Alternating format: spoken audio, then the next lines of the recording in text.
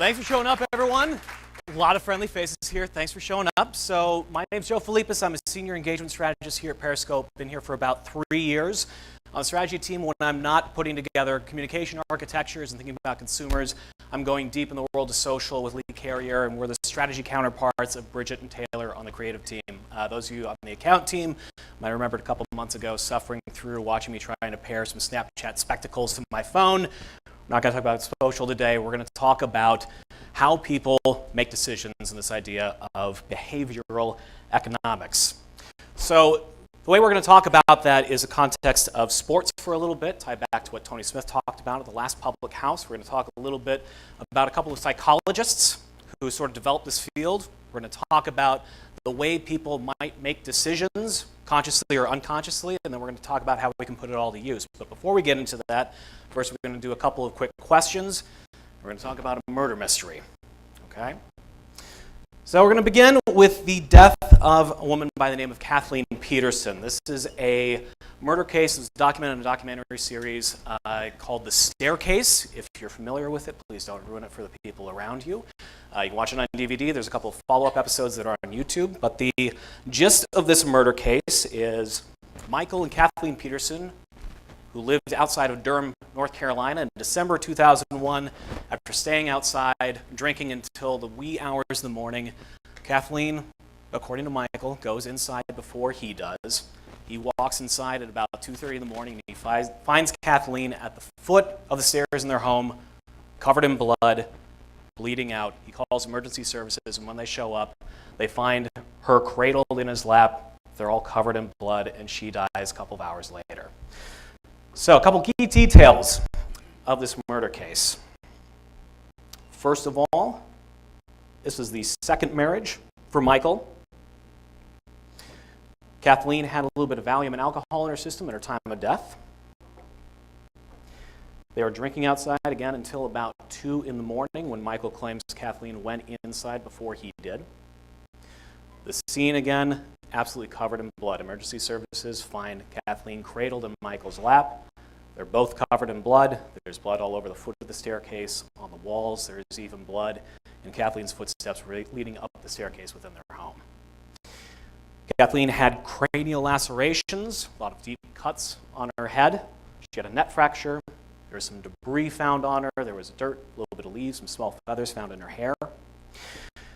She suffered a lot of blood loss, and her skull, the bones within her skull, were intact.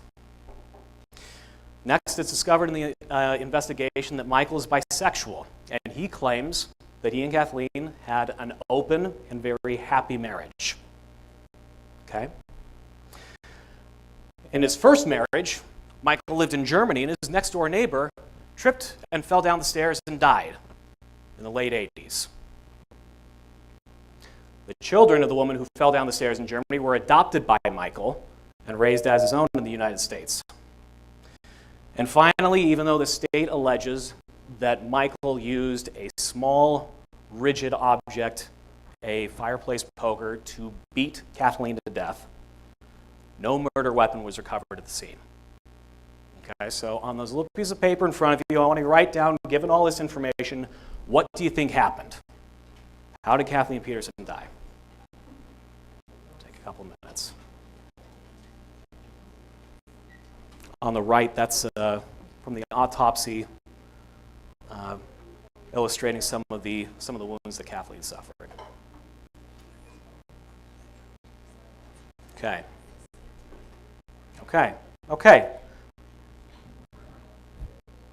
Everyone have anything written down? It seems like people are thinking a little bit. Okay, finish up your writing. We're going to cleanse the palate just a little bit. These are dogs jumping rope. That's a really serious thing to start talking about at 9 o'clock in the morning. That makes me very happy. Okay. We have a couple more questions to go through on that form in front of you. Questions 1 through 3. Just want you to answer quickly. And then we'll get into a little bit of sports. So first, I want you to think about what is the color that you think you wear the most on a weekly basis. Write that down. Okay. Next, I want you to take the last 3 digits of your cell phone number and multiply them all together. So if the last 2 number, 1, 2, 3, I want you to multiply those all together, write down the answer. Spot number 2. Jeremy, you were thinking way too hard about that. Okay, and then finally, how many countries do you think are in the United Nations? Don't look it up. If you know it, don't tell anyone. Just how many do you think are in the United Nations? Write it down. Don't think too hard about it. Okay, pencils down. Pencils down. Okay. Just talked about the United Nations and the murder. Now the logical thing we're going to talk about next is sports. We're going to talk about the Moneyball phenomenon and how using statistics became really trendy about 15 years ago. And the story of Moneyball begins, raise your hands, anyone read the book, seen the movie, familiar with the concept? Okay. So back at the end of the 2001 baseball season, writer Michael Lewis took a look and he was a little curious about why the Oakland Athletics were able to win 102 games in the regular season in 2001. And on opening day, their payroll was $33 million. He took a look at that, and he took a look at the New York Yankees, and he said, all right, the Yankees, in comparison, had 95 wins in the regular season out of 162 games. The Yankees were a couple of innings away from winning the World Series that year. For the opening day, their payroll was $109 million. By the end of the season, it was about $120 million. So what Michael Lewis asked is, how is it that Oakland was able to win more games in the regular season than the New York Yankees when they were outspent nearly 4-1? They didn't win 102 games by accident. Passing a 100-game win in a 162-game series in baseball, or 162-game season, is quite the feat. You don't do that by accident. So what he did is he spent the 2002 season with the Oakland A's, with the general manager Billy Beane, to try to figure out why was it they were able to be so successful when they spent so much less money than some of the other big teams. They actually had the second lowest payroll in all of Major League Baseball. And so what he describes in Moneyball, which is dramatized in the movie, is this idea of finding value.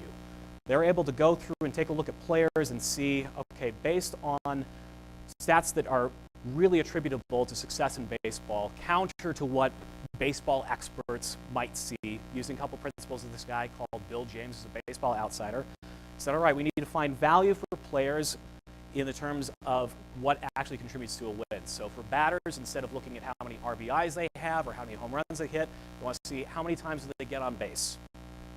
How many walks do they get? A walk, in their eyes, is not something that's accidental, but something that's intentional by the batter. For pitchers, on the other hand, they want to see, all right, not how fast does the guy throw or what is his ERA, but they want to see what is the ratio to walks and to strikeouts, and how many home runs do they give up. And then they're able to find guys like this batter you can see, or this pitcher you can see, Chad Bradford, who doesn't throw very fast. His top speed is maybe about 85 miles an hour in 2002, and he throws really weird. He throws kind of sidearm underhand. No one's seen that in baseball. No one else throws like that. So general baseball says, this guy, he can't be in the pros. But actually, statistically, based on the amount of walks he gets versus the amount of strikeouts he gets, the most home runs that he gets, he's actually one of the most effective pitchers in all of baseball. But no one else can see it. So they're able to sign him for less than $300,000 for the 2002 season. Some other baseball teams you may be familiar with have had success using this similar style of evaluation. Most notably, the Boston Red Sox ended an 85-year World Series drought in 2004 using these same principles, and then similar ownership went over the Chicago Cubs and ended a 107-year drought just this last fall. And even outside the world of baseball, in the NBA, this is Daryl Morey, who's the general manager, or not front office guy with the Houston Rockets, using a similar evaluation, trying to find the true value and impact of an individual player. A couple years ago, he made a very aggressive draft pick trade that allowed the Houston Rockets to get someone we may be familiar with, Mr. James Harden. Okay? So this idea of Moneyball, after the book comes out in 2003, and after the movie comes out a couple years later, this idea of Moneyball is everywhere. So there is Moneyball for restaurants. You can find articles about Moneyball for the stock market. There's Moneyball for movies. There is Moneyball for Medicare. Okay? After the book is published, though, someone says, all right, Michael Lewis, you wrote a really interesting story about people who were able to see value that wasn't readily apparent. But you never really got to the idea of why so many people weren't able to see that value in the first place. So Michael Lewis wrote a book about people being able to see value that wasn't readily apparent, be able to see through the noise in the world of baseball, He wrote another book, turned into another movie about people able to see through the noise in the financial markets, the housing markets, called The Big Short. And a couple months ago, he wrote a book about the guys who tried to figure out why people get caught up in the noise in the first place. And that book is called The Undoing Project. I've read it twice already. It's pretty fascinating, a little nerdy, but pretty interesting. And it's focused on these two Israeli psychologists by the name of Amos Tversky and Daniel Kahneman, who spent their entire lives trying to figure out why people make decisions and why in their decision-making process do they make errors.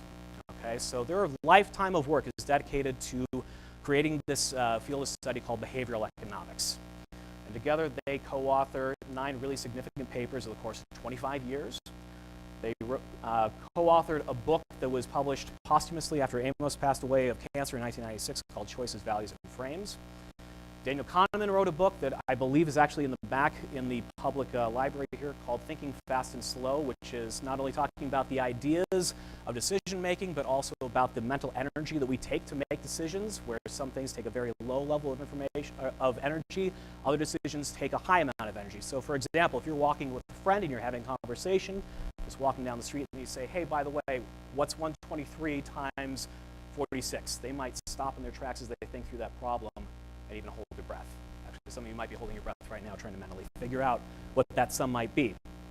And then finally, even though he has never taught economics, he's never studied economics, he's never taken an economics course, in 2002, Daniel Kahneman is given the Nobel Prize in economics for his field of study of behavioral economics that he helped co-found. And so their entire field of study centers around this idea of heuristics. And heuristics are mental shortcuts. Because our brains require energy to make decisions, whether we know that we're doing it or not, we take little shortcuts to try to eliminate the amount of effort it takes to make a decision. And the thing is, sometimes when we make these decisions, we might be wrong. So let's maybe go through some of these decision processes that we make that might be improper, okay? So first, we're going to go through these really fast. By the way, I'm keeping an eye on the clock. We're going to put all this on the web later, as Carter mentioned. So first I want to think about a coin toss. If I tell you that I tossed a coin 6 times, and I had half and half heads and tails, 3 heads, 3 tails, what do you think is the more likely probable pattern of that? Do you think heads, heads, tails, heads, tails, tails is more likely? Or do you think the outcome of tails, tails, tails, heads, heads, heads is more likely? Show of hands who thinks the first is more likely. Okay, show of hands who thinks the second is more likely. Okay, show of hands who can see through my bullshit and see that these are equally likely. Okay. So this is an example of a heuristic called representativeness. Representativeness is the idea that when events appear to be random, we perceive them as more likely to be probable, even though if there is no mathematical or statistical or logical reason for us to think that. Okay? A little more math. So I'm going to give you some really fast questions. Get that sheet back out in front of you. We're going to go really quick. I'm not going to give you enough time to actually work these out. I just want you to take a look at it and write down your best estimate. Okay? All right. Here we go. First up. All right, what's 1 times 2 times 3 times 4 times 5 times 6 times 7 times 8? What do you think it is? We just write it down. Just guess. What do you think it is? Write it down. Okay, go. Okay, we're going next. Okay, 27 divided by 3 times 19 cubed. What do you think it is? Just guess. It doesn't matter. You don't have time to do math. Just write down an answer. Okay, next. What's 4 times 22 times 3 times 7? What do you think? Write it down. Okay, next. Okay, what's 8 times 7 times 4 times 5 times 6 times 1 times 2 times 3? Don't work it out. Just write it down. Just write it down. Okay. Now, I want you to look at your forms, and I want you to look at your answer for number 7 and number 4. Raise your hand if your answer for number 7 is higher than your answer for number 4. Okay. Anyone write the opposite, where their answer for number 4 was higher than number 7? A couple, not as many. Okay.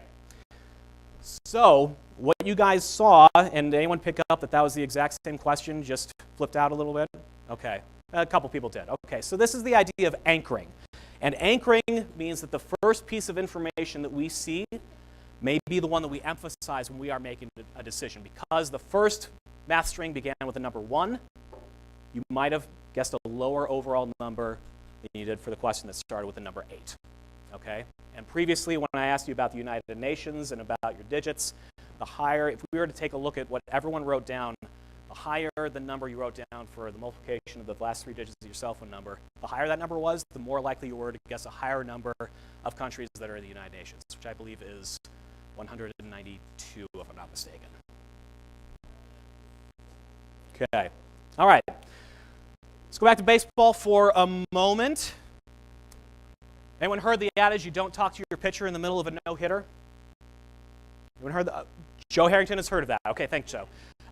So the reason why you're not supposed to talk to the pitcher in the middle of a no-hitter is that it's very hard to do. You don't want to interrupt their concentration. The reality is it's not just the pitcher who's responsible for a no-hitter, it's also the umpire. So a recent episode of Freakonomics Radio, podcast based on the book. By the way, if you're interested in all the stuff we're talking about, definitely recommend reading the book Freakonomics, listening to the podcast. They talk about how baseball umpires are similar to bank loan officers. And they use those 2 examples to illustrate this idea called the gambler's fallacy. The gambler's fallacy states that similar to representativeness, where we see more probability in randomness, perceived randomness, the gambler's fallacy states that we can overestimate a system's likelihood to balance itself out with an outcome opposite of a trend.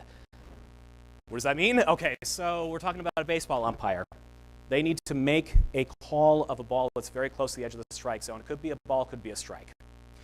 And what some researchers found after analyzing literally millions of pitches is that based on the previous call they made of that situation where the ball is like really close, if they called it a ball the first time, they're 1/3 more likely to call it a strike the next time to make that whole system balance out whether or not the 2 are actually different or the same. Okay, we'll talk about this a little bit more later, but this is an important one. We're gonna come back to this. Okay, next. Everyone remember this clip, Susan Boyle? Yes? Okay, so she's a woman on Britain's Got Talent. People think she is not going to have anything worthwhile to show them because she's a little old, she's a little frumpy, she's a little homely. Then she opens her mouth, she starts singing, and everyone is blown the F away, right? This video has like 300 million views or something like this. And this is an example of something called the halo effect. And the halo effect states that inputs both positive and negative can affect the evaluation of unrelated pieces of information. The fact that Susan Boyle is old, or that she's homely, or she's frumpy, that has nothing to do with the quality of her singing voice. But yet, because people saw that, they assumed that she wouldn't have anything interesting to show them on the stage. Daniel Kahneman, right after graduating college, worked in the Israeli military.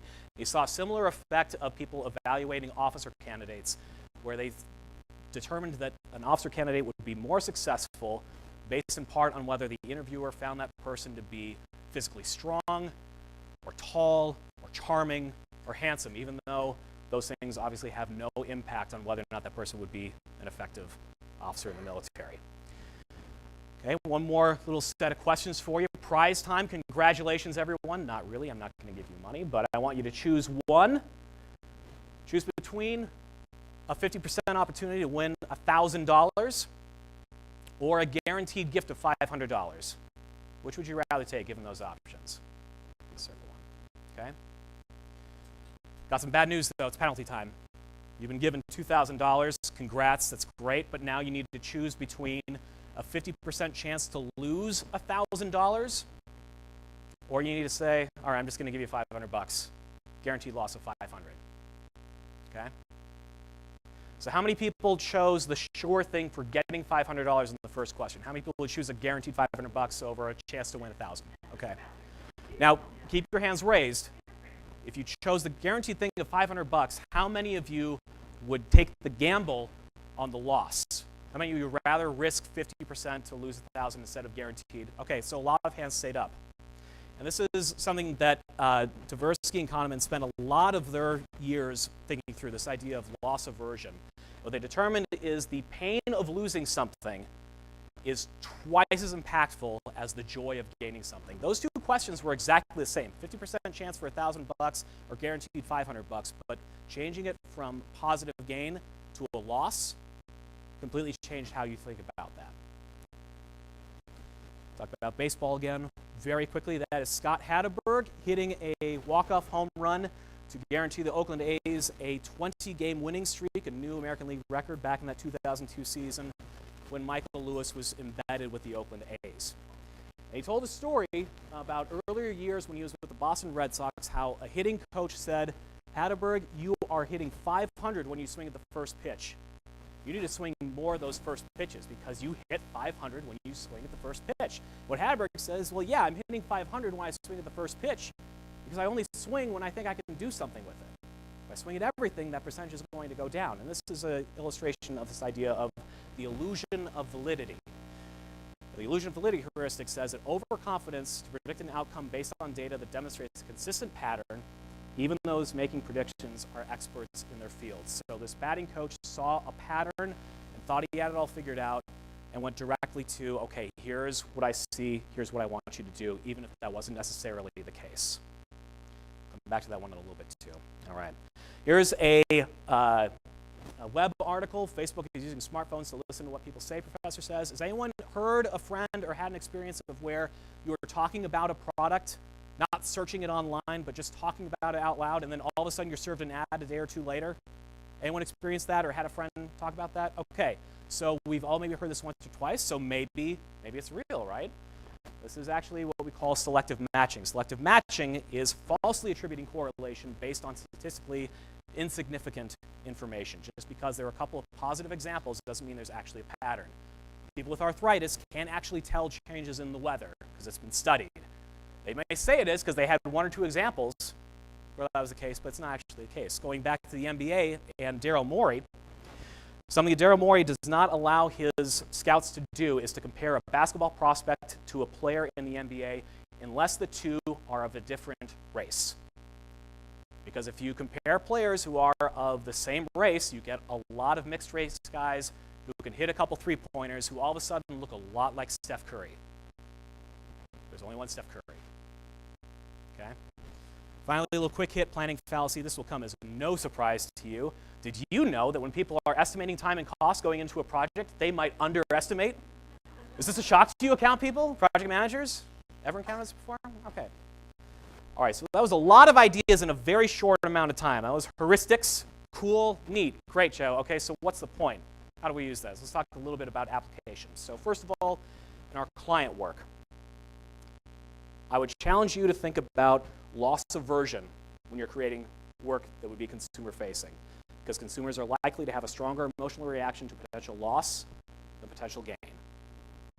Next, I challenge you guys to think about anchoring, that the first brand or idea or piece of information that a consumer receives is going to affect how they interpret the rest of the message and make a decision off of it. Example for this, T-Mobile and Verizon. Anyone seen any of their ads? Tell the two apart? Maybe, probably not, because they use the same color scheme and they always talk about each other in their advertising. So I can never tell at the end of a 30-second spot, am I supposed to buy T-Mobile or Verizon?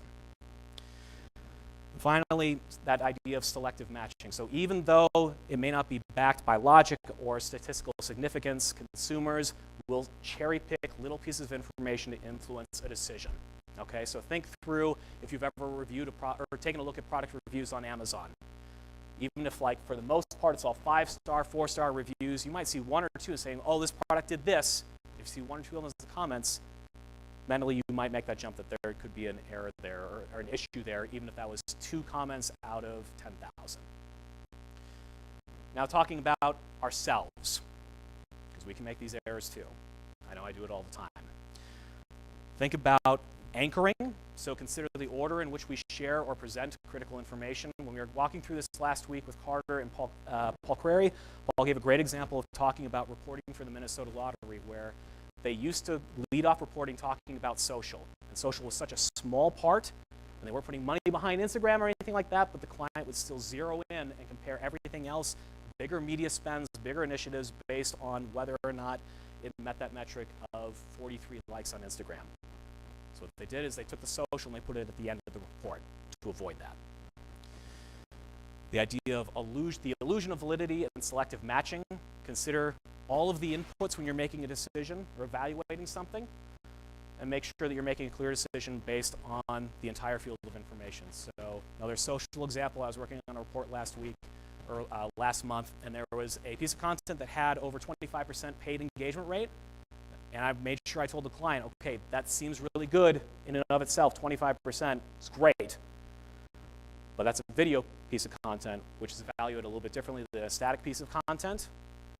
A video view is counted as an engagement, and this video is only 6 seconds long. So let's keep that in mind. We didn't do something great with this piece of content, just in the way it's measured happened to change the outcome. Now, if you guys only take one thing away from this, I want it to be the gambler's fallacy. The order in which you evaluate pieces of information or you're evaluating work, the order in which you look at it will affect how you interpret it. When Lee Carrier and I were going through our internship candidates, I told them over and over again, we got to look through these in a different order. We got to switch it up so that we're not making a decision on candidate A based on what we just said about candidate B. So when you're going through a repeated process, try to give yourself breaks. If you can, try to go through it a second time. And if at all possible, try to put a numeric rubric onto that project for you to evaluate so you have something solid to go against, so you're not just going gut based on what you saw before. Okay? Nodding heads, seem good. Gambler's fallacy, don't fall into it. Okay, and finally, the planning fallacy. When possible, use a previous record to judge how much time and money might go into a project and then, double it. Okay, so good. Ton of information. Yes. Let's get back to the murder, all right? So Kathleen Peterson. How do you guys think she died? Anyone? What do you think happened? Just shout it out. What do you think happened? A lover killed her. Okay, what else? She what? She bled. Okay, why did she bleed to death? I just heard something. Yeah, she fell down the stairs, but what else happened?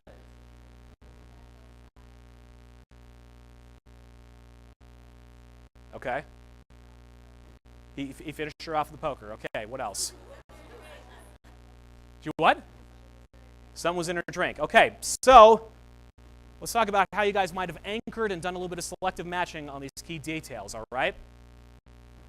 The second marriage, irrelevant. Irrelevant. The fact that Michael was bisexual and had an open marriage is irrelevant. The fact that the German neighbor died by falling down the stairs is irrelevant. Okay? The fact that he adopted kids is irrelevant. The fact that she had Valium and alcohol in her system, sort of relevant, but not too relevant. Just means that her blood was maybe a little bit thinner than it would have been otherwise. Okay? Drinking outside, mostly irrelevant. The thing that is key there is that they were outside very late. Okay? Something that is very relevant is the debris that was found on Kathleen Peterson. Everyone remember what I said, what they found on her? Some feathers and some dirt, okay? Something else that is very, very relevant. Her skull was intact. You know how many times someone has been a victim of a bludgeoning-style murder in the head and not have the skull, the bones break? Zero. It doesn't happen. If someone hits you with a piece of iron intending to kill you, they are going to break bones. No bones broken in her skull, okay? And no murder weapon was recovered anywhere. Finally, I want to take a look at those lacerations on the right side over there. Okay? Okay. Let's take a closer look at it.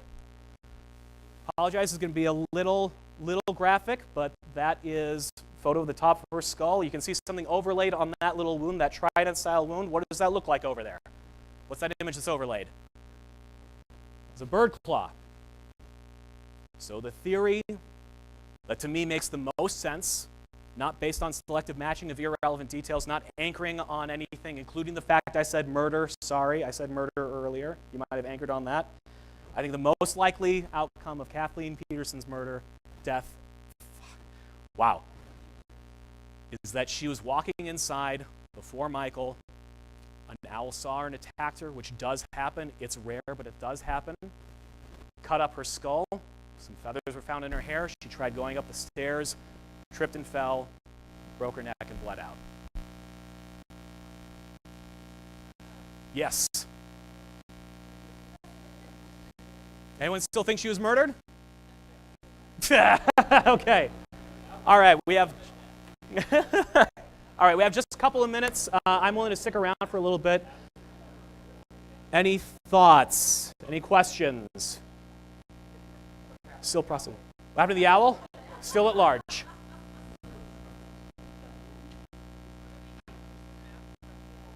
The answers to the math questions? The 8 times 7 times 6, I think it's 40,320. And the rest of them, I don't know. No, it's not 300. Curious show of hands. I know we went over a lot of stuff at a very quick, high level. Would anyone be interested in diving into a few of these principles or maybe a little bit more in depth at a future point in time? Raise your hands. Anyone? A few? Okay. Okay, cool. Great. Any other thoughts or questions? Come on up. I'll hang around for a little bit and help Carter clean up. Thanks for coming out. Thanks, everyone.